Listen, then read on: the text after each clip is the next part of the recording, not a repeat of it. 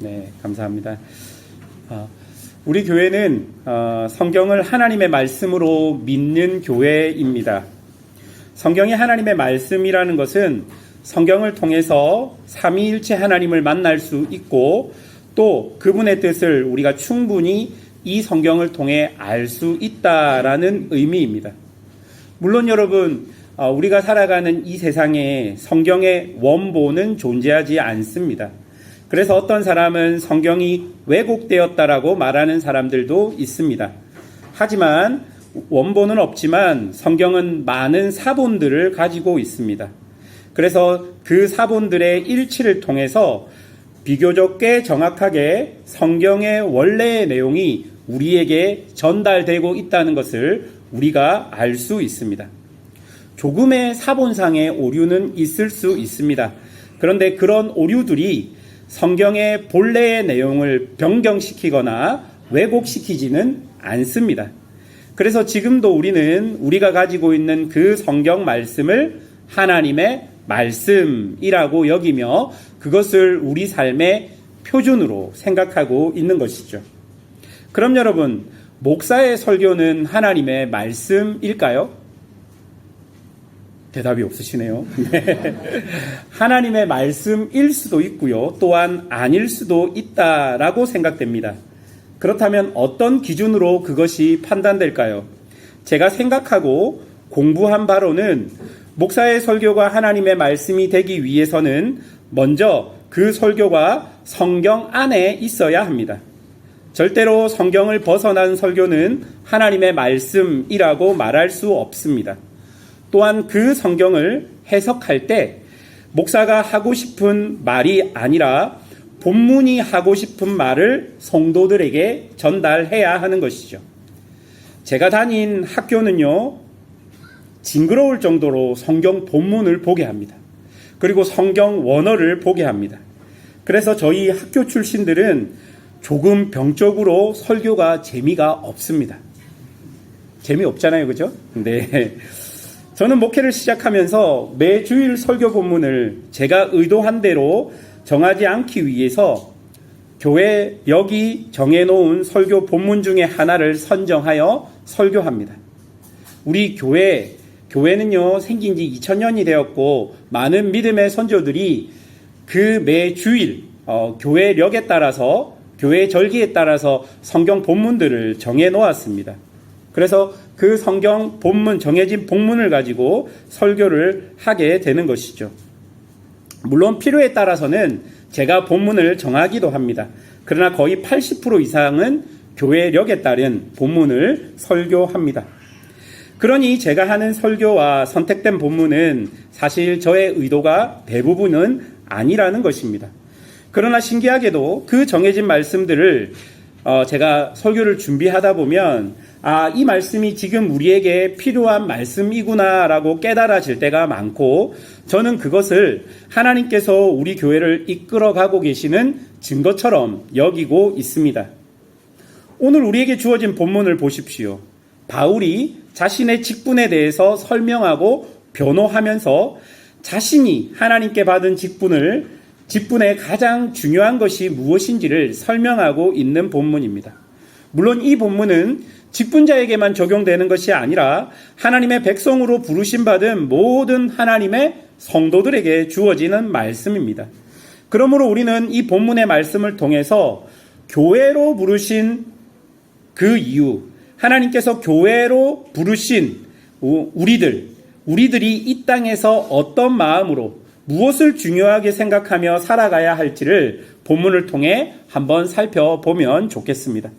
첫 번째로 살펴볼 것은 공격입니다.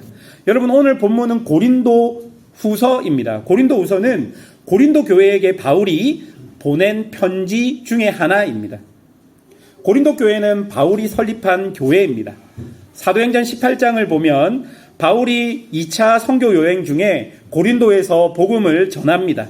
그리고 그곳에서 아굴라와 브루스길라를 만나서 천막을 만들며 1년 6개월 정도 그곳에 머물며 유대인의 회당을 통해 복음을 전하게 되는 것이죠. 그리고 그곳에서 디도 유스도라는 사람과 그리스보라는 사람의 회심을 통해서 교회가 시작되게 됩니다. 이후에 바울은 그 고린도를 떠나게 되었고, 바울이 에베소에 있을 때 고린도 교회 안에 발생한 여러 문제들을 듣고 고린도 교회에 편지를 쓰기 시작한 것입니다. 몇 번의 편지를 보내었지만 고린도 교회는 바울의 말을 듣지 않고 오히려 바울을 공격하게 되는 것이죠. 여러분, 고린도 교회가 바울을 공격한 그 공격의 핵심이 무엇이냐면 바울이 실제로는 예수님의 제자가 아니라는 것입니다. 그러니 바울은요, 사도가 아니라는 것이죠. 사람들은 바울이 사도권이 없어서 사역에 성과가 없다라고 생각했고 늘 고난과 약함 속에 있다라고 말했습니다. 그리고 당시 권위가 있었던 지도자들처럼 웅변과 카리스마를 갖추지 못했다라고 여겼습니다. 그리고 바울은 사도가 아니라서 구원을 받지 못해 천막을 만들었을 것이다라고 말했습니다. 그리고 스스로 추천해서 사도가 되었다라고 말했던 것이죠. 그리고 이런 바울 때문에 복음이 오히려 가려지고 있다라고 이야기했습니다. 여러분, 오늘 본문을 한번 보시겠습니까? 2절에 보면 속임이라는 단어가 있죠. 이 속임이라는 단어는 재정에 관련된 공격을 의미합니다. 그리고 2절에 보면 말씀을 혼잡하게라는 것은 바울의 메시지가 그 시대 다른 지혜자들처럼 카리스마 있는 가르침이지 못했다라는 의미고, 또 2절 마지막에 보면 스스로 추천했다라는 단어는 자기 스스로 사도가 되었다라는 것을 나타내는 단어입니다. 그리고 3절에 보면 바울을 공격하는 사람들은 바울 때문에 복음이 가리워졌다라고 말했던 것 같습니다. 여러분, 이런 공격을 받으면 여러분 어떤 마음이 들겠습니까? 지금 바울을 공격하는 사람은 바울의 적군이 아니라요, 바울이 개척한 고린도 교회 성도들입니다. 자신이 개척한 교회 성도들에게 지금 이런 소문들을 듣고 있는 것이죠. 여러분, 왜 그들은 바울을 공격했겠습니까?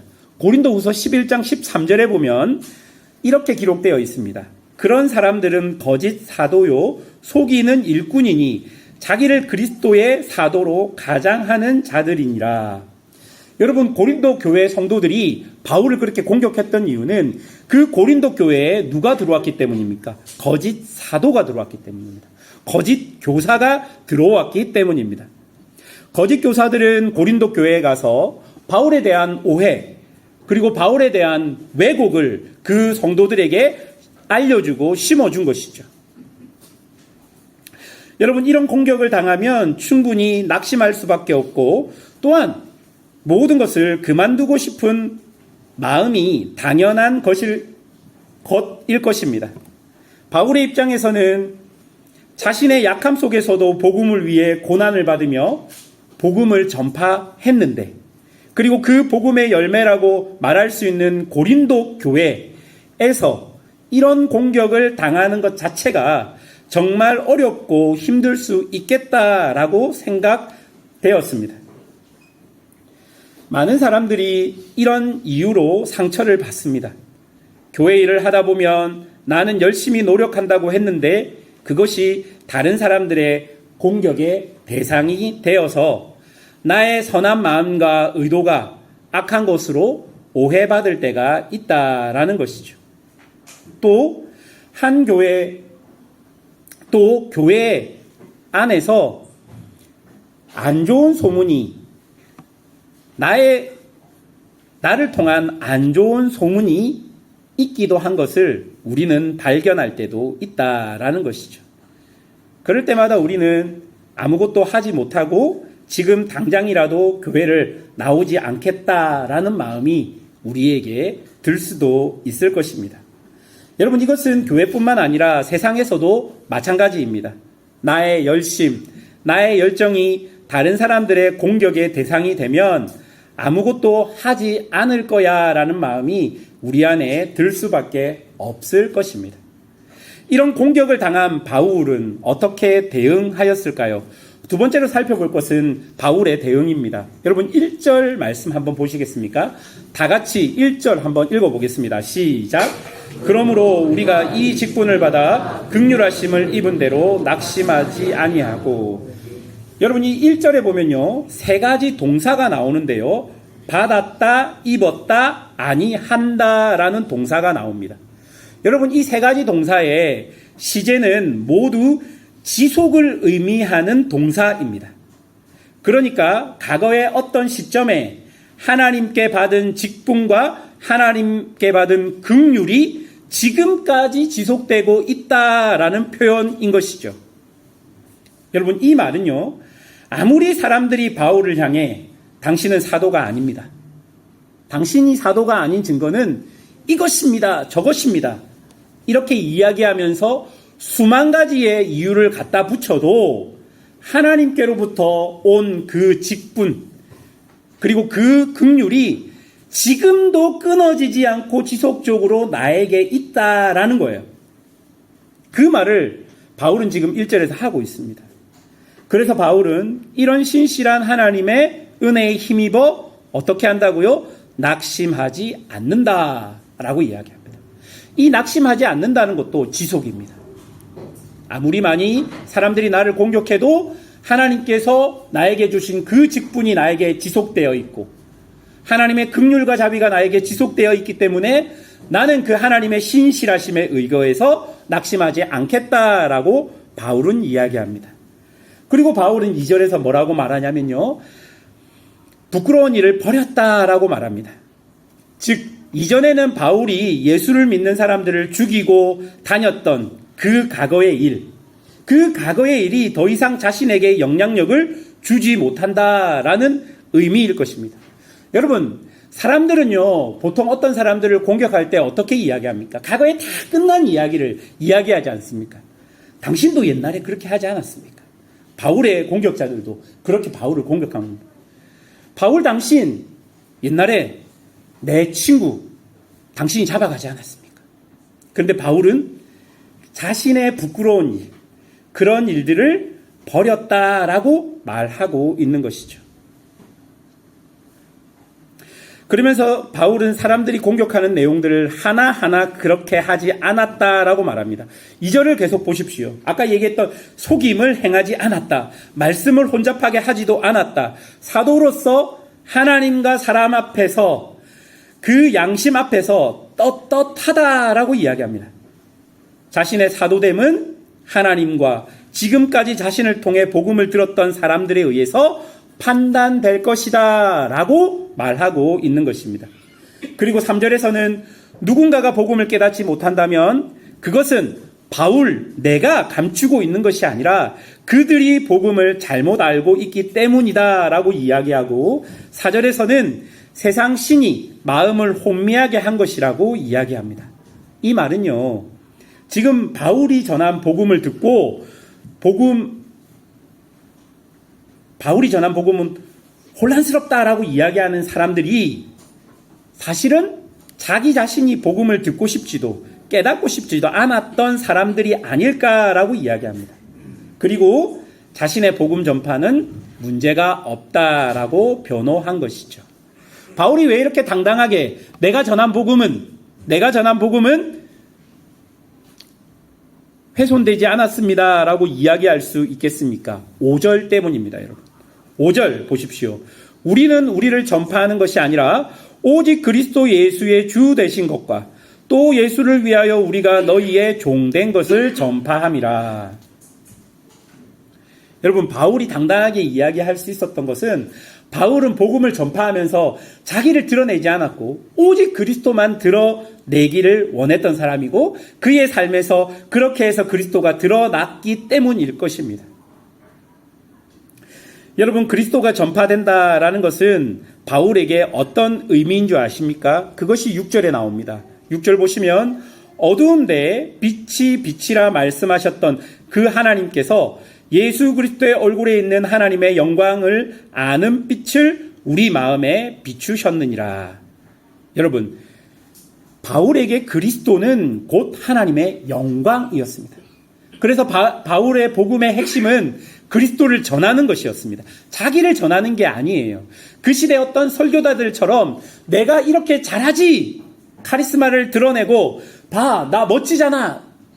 그 시대의 어떤 설교자들은 그렇게 했다라고 합니다. 그런데 바울은 자기가 아니라 오직 우리 구주 예수 그리스도만 드러나고 그 그리스도께서 드러나신 곳에 하나님의 영광이 있기 때문에 자기의 복음은 분명했다라고 이야기하는 것입니다. 바울은 그 어떤 공격도 하나님께서 주신 이 직분을 통해 드러나는 예수 그리스도, 곧 하나님의 영광을 막을 수 없고 멈출 수 없다고 생각한 것이죠. 자신은 이 5절을 보면서 이것이 온 땅에 전하라고 하신 하나님께 부름받은 종이기 때문에 주인 되신 하나님의 명령 없이는 결코 이런 공격을 통해서 내가 하는 일을 멈출 수 없다라고 이야기하고 있는 것입니다. 사랑하는 여러분, 여러분께 먼저 하나 물어보고 싶은 것이 있습니다. 여러분은요, 하나님께서 여러분을 교회로, 성도로 부르셔서 나를 직장으로, 나를 가정으로, 나를 교회 공동체로 부르셨다는 것을 확신하십니까? 그냥 내가 선택하고 결정해서 이 직장으로, 그리고 이 중국으로 우연히 나오게 되었다, 그게 아니라 하나님의 크신 계획과 인도하심으로 내가 지금 여기에 서 있다고 여러분은 믿으십니까? 30%만 믿으시는 것 같아요. 여러분, 안 믿길 수도 있겠다 싶고, 그것이 어떤 일을 경험하면서 의심될 수도 있겠다 싶습니다. 보통 사람들은 어떤 일을 경험할 때 내가 원하지 않는 일이 오거나 내가 어떤 고난과 힘든 일이 있을 때 의심하게 됩니다. 내가 이 하나님 뜻을 쫓아 이곳에 온 게 맞을까? 라는 의심을 하게 되는 것이죠. 하지만 여러분, 성경의 여러 말씀에 의거해서 말씀드리고 싶은 것은 하나님은 우리를 창조하실 뿐 아니라 하나님의 섭리로, 즉 하나님의 인도하심과 보호하심으로 지금도 우리를 통치하고 계신다는 것입니다. 그러니 여러분의 모든 삶, 그 모든 삶은 하나님 안에 있는 것입니다. 이것을 믿는 것이 성도들의 삶입니다. 근데 여러분, 이게 잘 안 믿겨지잖아요. 하나님이 나를 인도하시는데 내가 지금 요 모양 요 꼴로 살아갈 수 있습니까? 라는 질문이 맨날 일어나지는 않지만 뭐가 잘 안 될 때 여러분 일어나잖아요. 스물스물 내 마음에 다가오잖아요.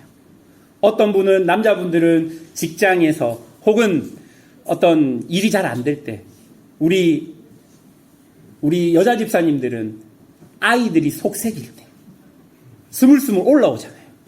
하나님, 이게 아닌 것 같아요.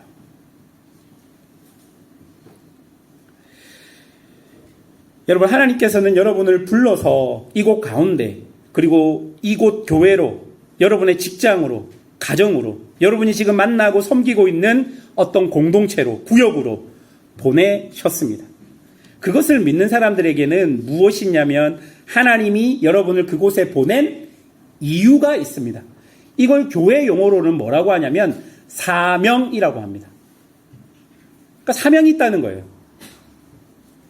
그러면 그렇게 사명을 가진 사람들은 그곳에 살면서 어떤 공격이나 어떤 상황, 어떤 현실의 장애물, 어떤 이유들이 지금 나를 공격하고 지금 내가 해야 되는 일을 멈추게 한다 할지라도 여전히 하나님의 부르심이 유효하고 하나님의 긍휼하심이 있다면, 그리고 나를 통해 오직 그곳에서 하나님의 뜻을 쫓는, 그리고 그리스도를 닮아서 하나님의 영광이 그곳 가운데 나타나고 있다면 여러분은 그 모든 공격을 무시하고 하나님을 신뢰하고 그 자리에 서 있어야 하는 것이죠.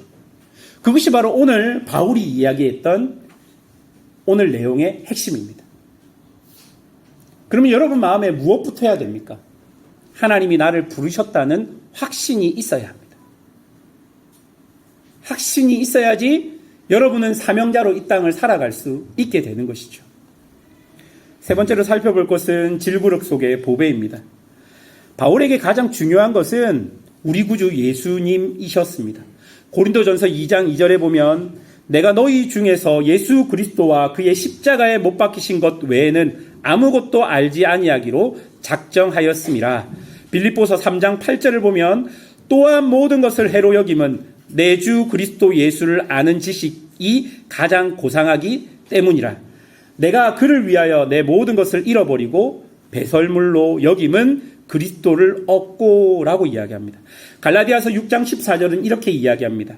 그러나 내게는 우리 주 예수 그리스도의 십자가 외에 결코 자랑할 것이 없으니 그리스도로 말미암아 세상이 나를 대하여 십자가에 못 박히고 내가 또한 세상에 대하여 그러하니라.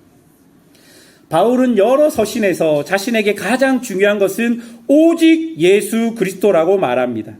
이것이 바울에게는 복음 사역을 멈출 수 없게 만드는 가장 큰 이유였습니다. 이것이 바울의 사명이었던 것입니다. 그리고 바울은 오늘 본문에서 1절부터 6절까지를 요약하며 결론적으로 7절에서 이렇게 이야기하고 있는 것이죠. 7절 다 같이 한번 읽어보겠습니다. 7절입니다. 시작. 우리가 이 보배를 질그릇에 가졌으니 이는 심히 능력을 우리에게 있지 아니함을 알게 하려 함이라. 여러분, 바울은 자기 스스로를 질그릇에 비유했습니다. 질그릇은 흙으로 만든 값이 싸고 깨어지기 쉬운 그릇입니다. 바울이 이 질그릇에 자신을 비유한 이유는 사람들의 말처럼 자신이 보잘것없고 연약하기 때문입니다. 그러나 여러분, 아무것도 아닌 이렇게 값싼 질그릇에 하나님께서 어떻게 하셨습니까? 보배를 넣어 주셨다는 것입니다. 사람들은 보배를 어디에 넣습니까? 금그릇이나 은그릇에 넣는다라고 말합니다. 여러분, 왜 사람들은 보배를 금그릇, 은그릇에 넣을까요? 왜 질그릇에 넣지 않을까요? 무엇 때문일까요? 깨어지지 않기 때문입니다. 금그릇과 은그릇은 깨어지지 않습니다. 그런데 질그릇은 깨어지기 때문에 중요한 것들을 거기에 넣지 않는다라고 이야기합니다. 그러나 하나님은 질그릇과 같은 바울에게, 질그릇과 같은 우리에게 그 보배로운 것을 넣어 주셨습니다. 여러분, 그것이 어떤 의미일까요? 아무리 생각해도 질그릇에는, 질그릇 속의 보배는 어울리지 않고 맞지 않습니다. 그런데 하나님께서 그렇게 하셨습니다. 예수를 믿는 사람을 죽이러 다니던 바울을 해심시켜서 그 바울이라는 질그릇 속에 보배로운 예수님을 넣어 주셨습니다. 여러분, 이해할 수 없습니다. 사람들은 이해할 수 없습니다. 왜 예수를 죽이던, 예수 믿는 사람들을 죽이던 사람을 변화시켜서 복음을 전하는 사람으로 하셨습니까? 여러분, 이것을 제일 잘 설명하는 단어는 은혜입니다. 하나님께서 질그릇에 보배를 넣었다는 것, 그것을 제일 우리가 알기 쉬운 단어로 표현하면 바로 그것이 은혜인 것이죠. 아무 이유가 없습니다. 왜 여러분을 하나님의 자녀로 불러줬는지 여러분 스스로도 모르잖아요. 여러분 스스로 여러분을 보면 아이고, 니 같은 게 교회 다닌다고 욕 본다, 그런 생각 안 드세요? 그런 생각 안 드세요? 우리 어머니가 제가 신학대학교 다닐 때 내가 니 때문에 교회를 못 다니겠다, 이런 말씀을 하셨어요. 진심인지 농담인지 잘 모르겠지만. 여러분, 그런데 그런 질그릇 속에 하나님께서 우리에게 그 은혜를, 그리스도를 주셨잖아요. 쉽게 상하기도 하고, 쉽게 화나기도 하고, 쉽게 짜증나기도 하고, 그리고 여러분, 사랑은 눈꼽만치도 없는 우리에게 그 보배를 넣어주셨잖아요. 그래서 여러분, 말씀을 들을 때마다 여러분 부담되잖아요. 오늘도 목사님이 사랑하라고 하네. 아이고, 나 못하겠는데.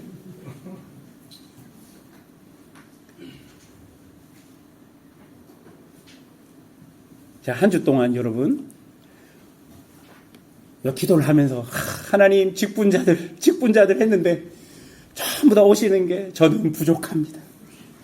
저는 아직 때가 아닌 것 같습니다. 네. 여러분, 그런 질그릇 속에 보배로운 그 은혜를 주셨잖아요. 그래서 제가 알겠습니다. 다음번에는 놓지 않겠습니다. 여러분, 그 은혜로 우리가 이곳 가운데 살아가고 있습니다. 여러분, 하나님께서 여러분을 그렇게 부르셨습니다. 여러분은 깨어지기도 쉽고 아무것도 아닌 질그릇이지만 그 그리스도라는 보배로운 은혜들을 하나님께서 우리에게 부어 주신 것입니다. 이유 없어요. 그리고 아무리 생각해봐도 이건 아닌 것 같아요. 그게 은혜인 것이죠. 그 은혜가 너무 크기 때문에 바울은 자신의 모든 것을 들여서 복음 사역자의 삶을 살아가고 있는 것입니다. 사랑하는 여러분, 예수를 믿는다는 것은 어떤 삶일까요? 바로 은혜 받은 자로 살아간다는 것일 것입니다. 우리 주님은 하찮은 나에게 오셔서 내가 너와 함께하며 너를 통해 교회를, 너를 통해 성도를, 너를 통해 가정을, 너를 통해 이 땅을 영화롭게 하겠다 말씀하신 겁니다. 그리고 여러분을 부르신 것입니다. 이제 우리는 그 부르심에 응답하며 보잘것없는 질그릇이지만 하나님의 은혜 받은 자로 여러분 부르신 그 자리에 거기에 서 있어야 할 것입니다. 말씀을 맺겠습니다. 바울은 엄청난 공격 속에서도 자신을 부르신 그 부르신 분을 신뢰하며 자신에게 주어진 복음 사역을 지속했습니다. 그리고 그 사역을 통해 예수 그리스도가 드러나고 하나님의 영광이 곳곳에 나타났습니다. 사랑하는 여러분, 우리 모두는 은혜 받을 자격 없지만 은혜로, 교회로, 성도로 부르심 받은 자들입니다. 그 부르신 자는 나를 부르신 그분의 목적에 따라 살아가야만 합니다. 여러분이 살아가는 삶의 현장에서 어떻게 살아가는 것이 보배를 가진 질그릇